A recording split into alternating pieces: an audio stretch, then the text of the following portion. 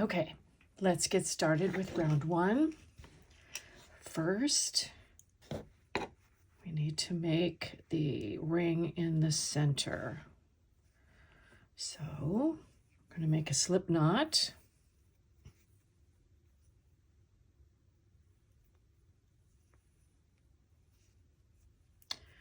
Then chain 8.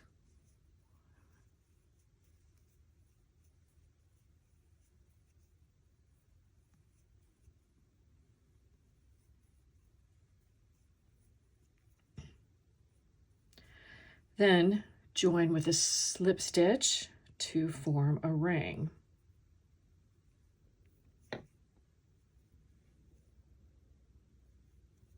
And there's the center ring. Now, one thing that I like to do with my center ring is I have this tail. So I'm going to work all of the stitches of round one around that tail, which initially secures the end. I still weave it in at the end, but it's already got some substance to it.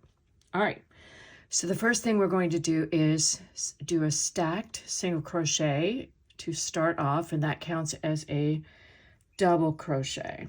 So first we do that.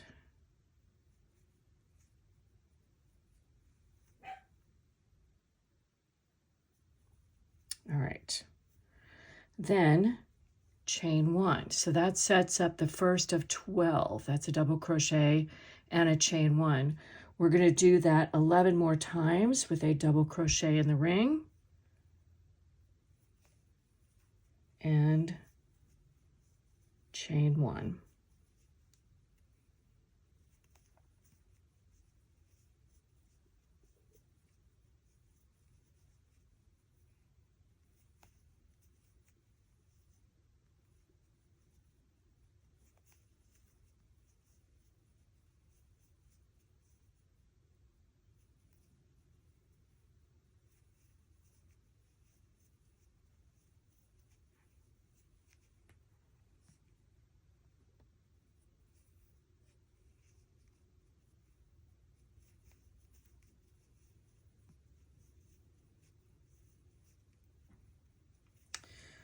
Okay, almost there.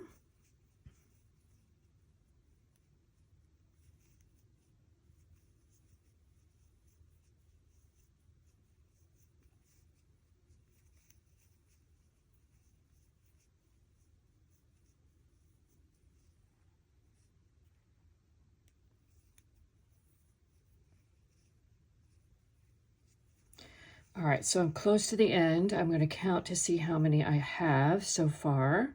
1, 2, 3, 4, 5, 6, 7, 8, 9, 10. I need 2 more. So I always do an initial count just to see how close I am. And then I do a final count to make sure I have everything I need. All right, so that should be 12. So 1, 2, 3, 4, 5, 6, 7, 8, 9, 10, 11, 12. Make sure you have that final chain 1 at the end of the 12th. Then we're going to slip stitch it to the top of the stacked single crochet. Sometimes might get a little tight. All right, so that's the first round. You'll notice that the center ring is a little more open than normal. That's a design choice. I wanted something that was a little more open in the center. So that's why you have chain 8 at the beginning. So there's your first round. And you'll notice that the end is stitched inside. All right, so that is round 1.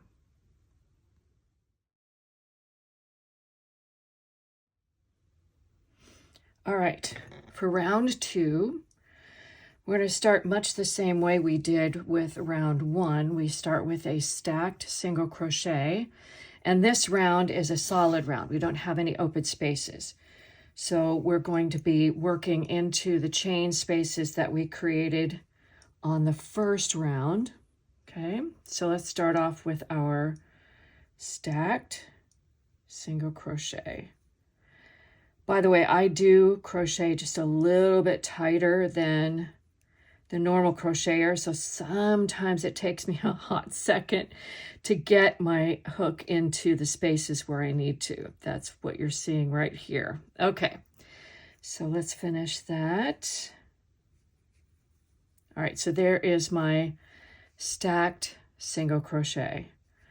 I'm going to work 2 double crochet into that chain 1 space from the round before.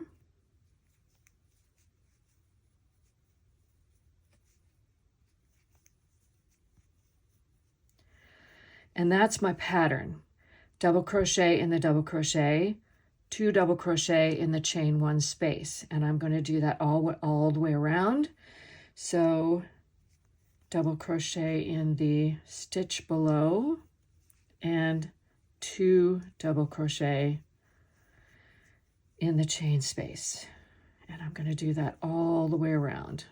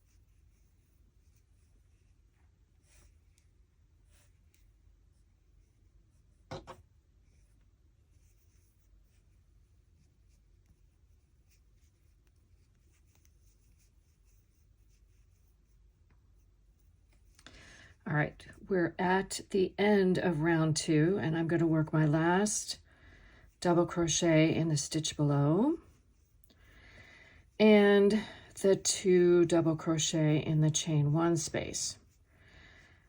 Now, before I join, even though that was a pretty obvious round where we worked a stitch in a stitch and then 2 stitches in a chain space, I find myself getting distracted a little bit as I go along. So I always make sure that I count before I move on, because the rest of the square depends upon accuracy, right? So I pull out my loop and I count the top loops around, and in this particular round there should be 36 double crochet. So here we go. 1, 2, 3, 4, 5, 6, 7, 8, 9,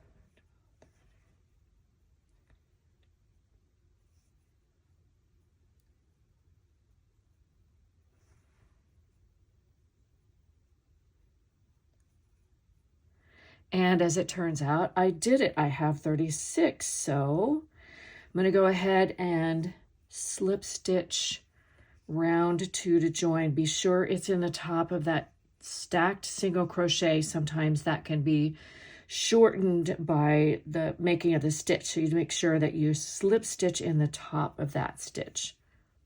There. And we have round 2.